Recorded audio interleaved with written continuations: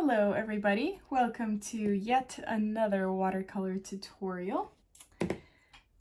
Yet another winter landscape as well. Surprise, surprise.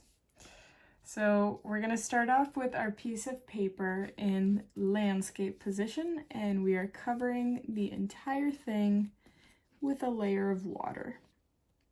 You are welcome to tint your wash with like a very light blue, just so you can see where you've painted water already. And the light blue, as long as it's very, very light, it won't matter because it'll just look like the sky or something. I'm gonna take some blue to start off with, because it's gonna be separated into two halves basically. So we have our horizon on this side. So I'm tilting my piece of paper upwards, and about in the middle of my page, halfway down, I'm just going to paint a line, and I'm going to also paint on some green in that line.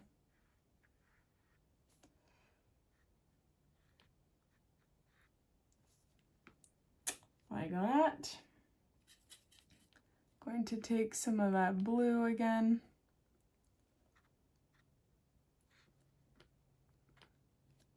And just let that watercolor run downwards. If it's not running down, you probably don't have enough water in your base.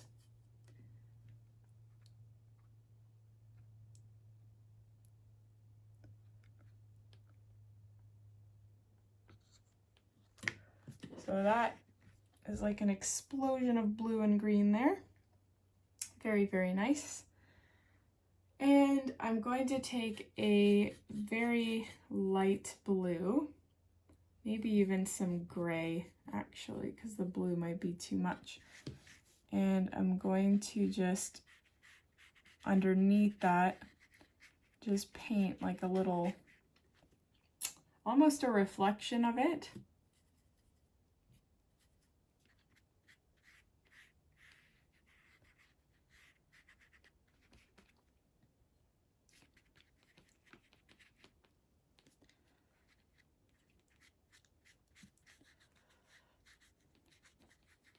And I've just extended it to my left. You can hardly see it anyway, it doesn't matter that much, but we are going to be painting something in the foreground here. That's why I've extended it just a tiny bit.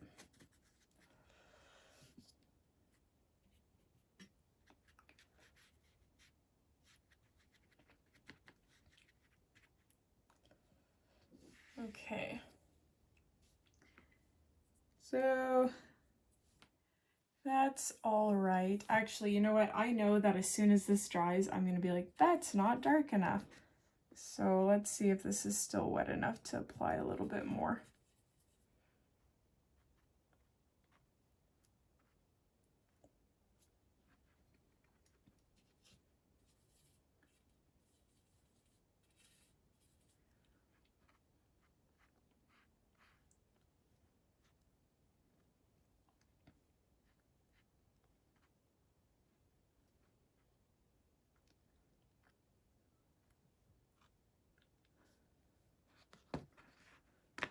That's a little bit better. And I'm going to do the same thing to the bottom.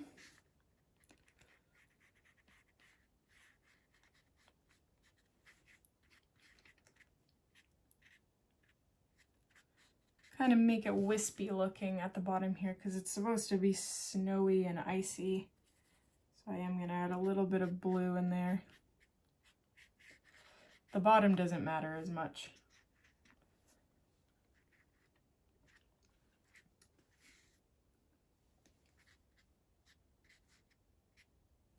Okay, that is like an explosion of blue and green. I love that. We are gonna let this completely dry before we come back and do the next step. So this should be dry. We're gonna paint, or first we're gonna pencil in just a little house. So I'm gonna go a little closer here so you can see what I'm doing, and we're drawing it right on the horizon. So I'm gonna have a triangle like this that's going to come down like that.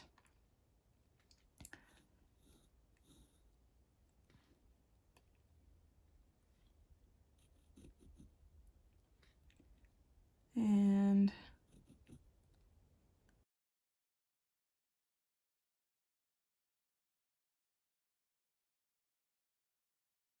okay, now we're going to paint the like background pine trees here. We painted these colors because we wanted to establish a like a background of color to work with, because without it, it gets a little bit tedious. So I'm just painting some pine trees, and I'm not going to get into the pine tree painting techniques because one, I have a lot of those on my channel that you can view and help those assist you, but I plan on, hopefully by the time you see this it'll be available, but I plan on releasing a video on a paid platform of some kind that goes over how to paint pine trees, like 4 additional techniques, because I did release a video on that 2 years ago, but I've since refined my methods. I've found much easier ways and ways of explaining while maintaining beginner difficulty level, and it would be nice to finally get some financial compensation for all the hundreds of tutorials and the thousands of hours that I've put into these tutorials. So it's going to be available for a price, but I haven't filmed it yet, and I also haven't figured out the details of where I will be uploading it. But here we are surrounding our house with beautiful pines, and you don't just have to stick with pines, and you don't have to just stick with green pines. You can kind of do whatever you'd like. I'm almost just following the my tree, like the colors that I painted. So where it's green, I'm painting a green pine tree, and then what happens from then on out, we'll find out. I'm gonna go a little closer so you can see. I don't want to go too close because when I do that, I oftentimes move my paper out of camera view, and then you guys don't see half of what I painted because I get really focused on the painting.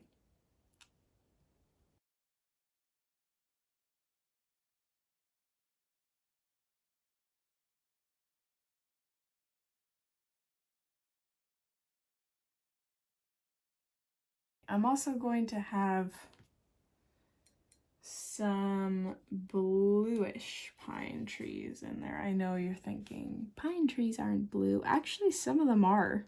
Aren't spruce trees sort of bluish? Like they have those very short needles that are clustered together very, very close together. They're kind of blue.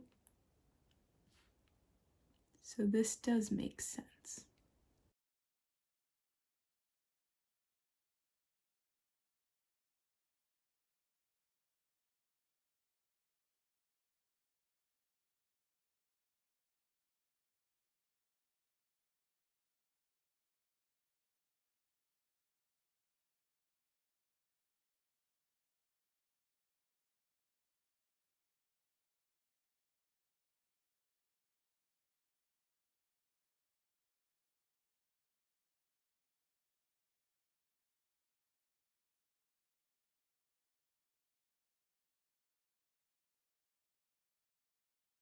Here, but I'm just taking a larger round brush and I'm blending out some of the details of my trees here. I don't want to completely negate all the detail work that I did, but I do want to blend them out so they look a little bit faded. And I don't want to create a mist. That's not my intention here. Rather, I want it to look like all the insides are sort of filled in and blended together so that I don't have to put as much work into filling in all those in-between areas. Now, the other thing I want to do is add some trees that don't have any leaves, so just like the stumps and the branches.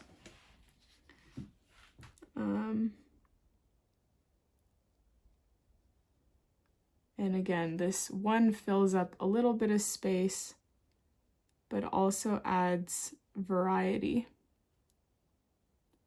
to the painting.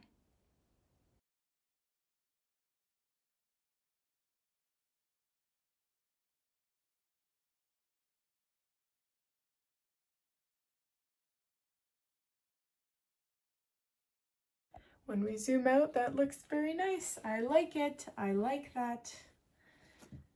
Okay, so what are we gonna do next? I'm gonna paint the house next. And we're gonna make it this gorgeous reddish maroon color. That's the plan. So the roof is gonna be white from snow. But the rest of it is going to be gorgeous red. So I'm just filling in the front triangle and the front rectangle and the side rectangles.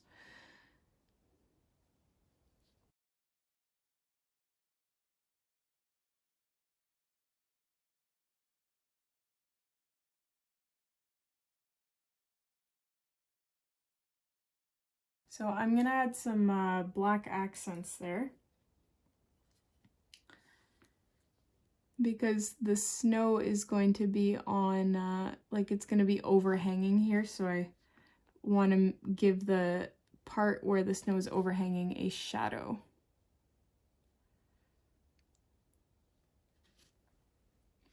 And perhaps under here as well.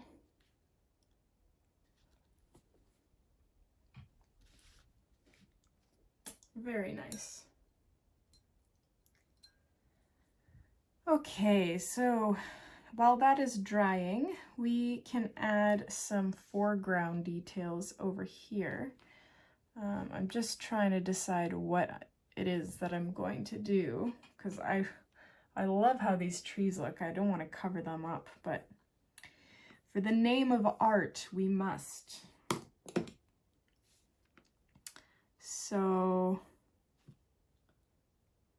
gonna have some pine trees, obviously.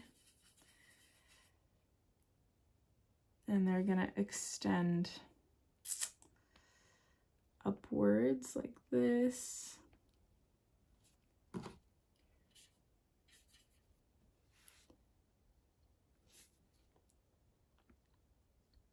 I'm gonna be using both of my brushes.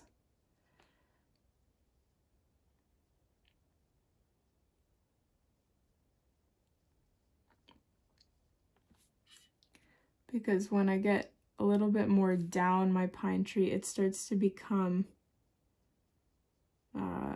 like there's a lot more pigment, so this brush can't handle it that well.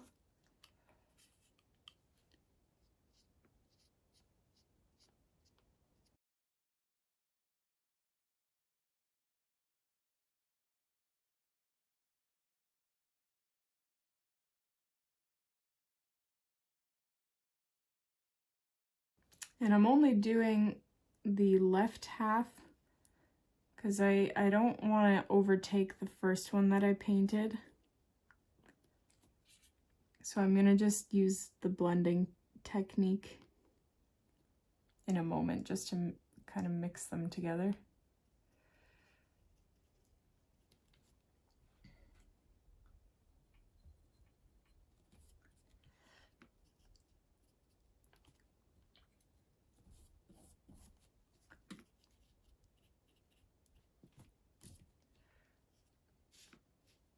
that.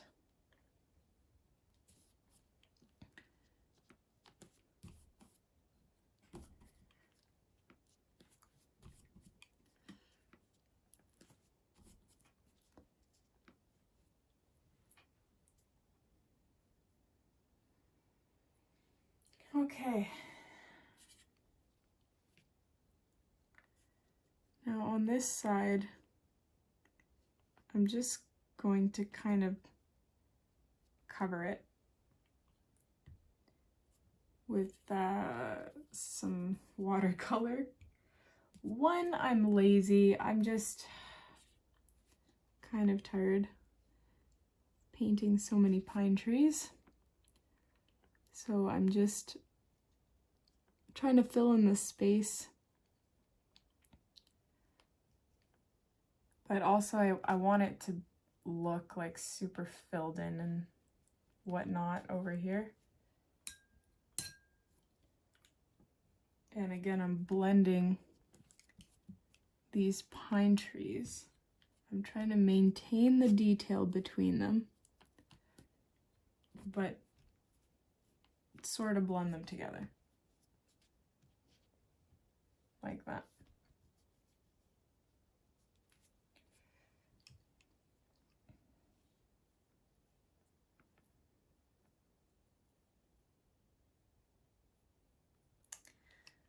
I'm also going to have some of those leafless trees on this side.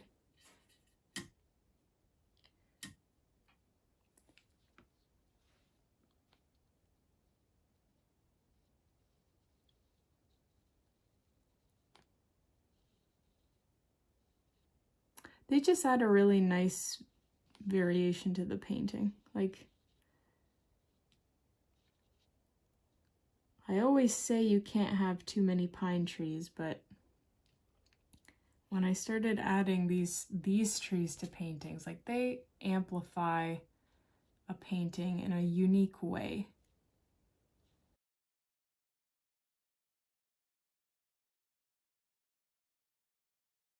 I do want to have another one coming up in front of the house here as well. Like a skinny, like a tree without leaves, not a pine tree.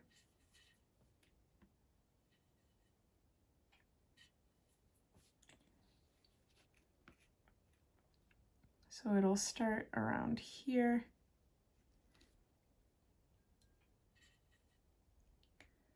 Perhaps I should have added a little bit of brown to that.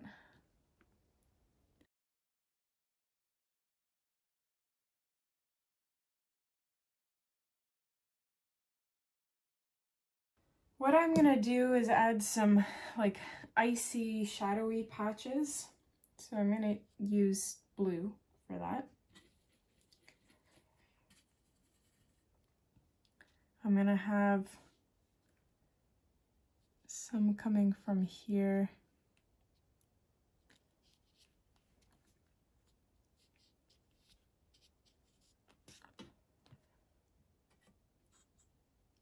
I'm gonna have one around this tree.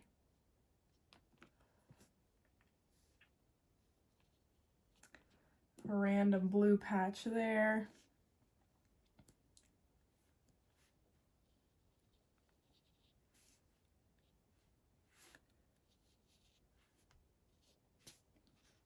You just have a few random blue patches if you want.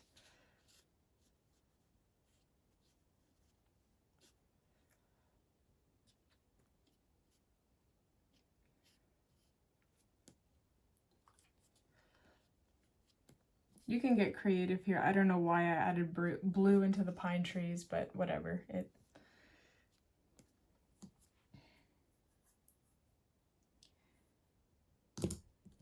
I'm gonna add some like little black foliage or grass, like it can be whatever you want it to be, coming from some of those icy patches.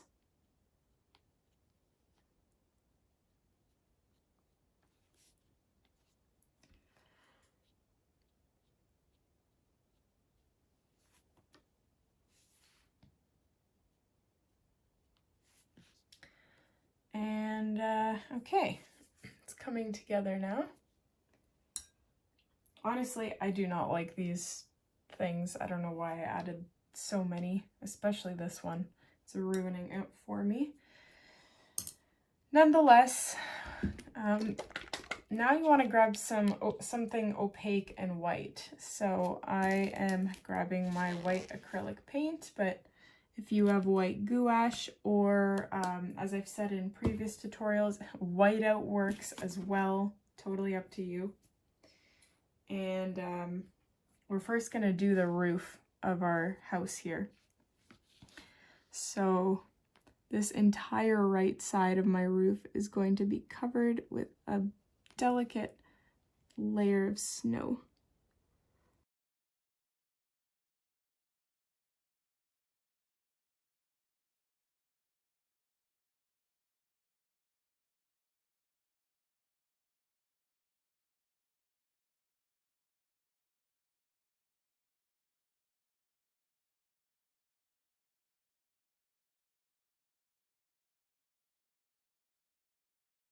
And I painted a little window on top there as well. Okay, next thing I'm going to do is put some of that snow on my more horizontally facing tree branches.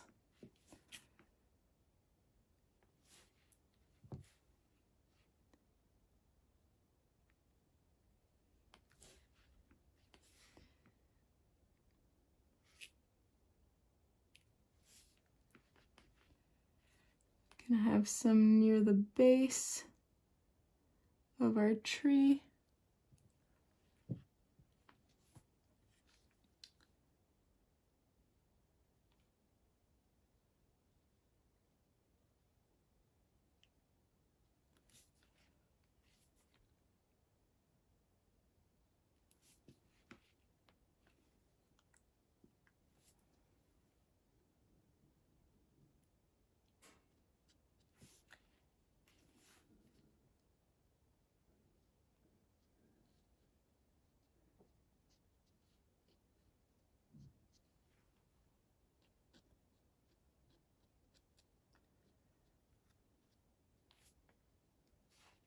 So not all of my pine trees in the background are going to have snow. One, it would be way too tedious to do that. And two, you don't want to ruin, or not ruin, but go over all those details that you painted on your pine trees. So what I'm doing, which seems to work, is I'm painting a few like lines or dots and then just going over it with my thumb and, or my finger, and it sort of mutes that white, but it still keeps some of it, so it looks like there's, you know, some sort of hint of white going on.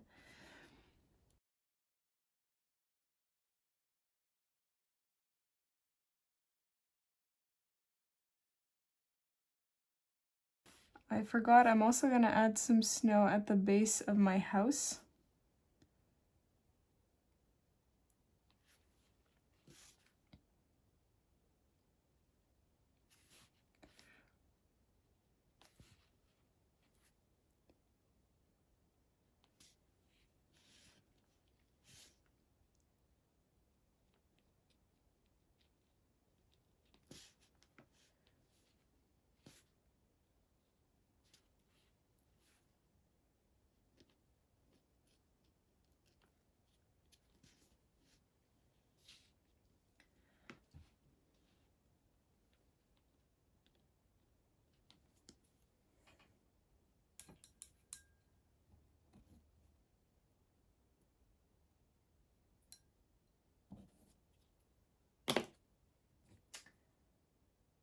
Okay, so what I'm doing next is picking up a lot more pigment, or sorry, a lot more of the acrylic paint on my paintbrush, and I'm adding a tiny bit of water because I'm gonna do that flicking technique to make it snow.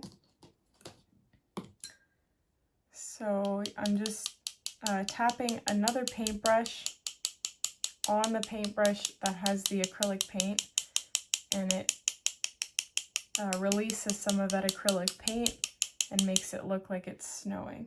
And if not enough is coming off, then just add a tiny bit more water and a tiny bit more acrylic paint.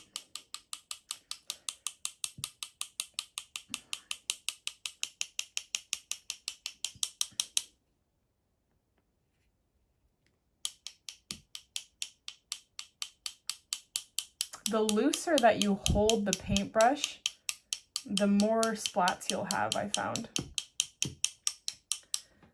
And if you're still not getting enough, then by all means just go like pick up some of that acrylic paint and then dab them yourself.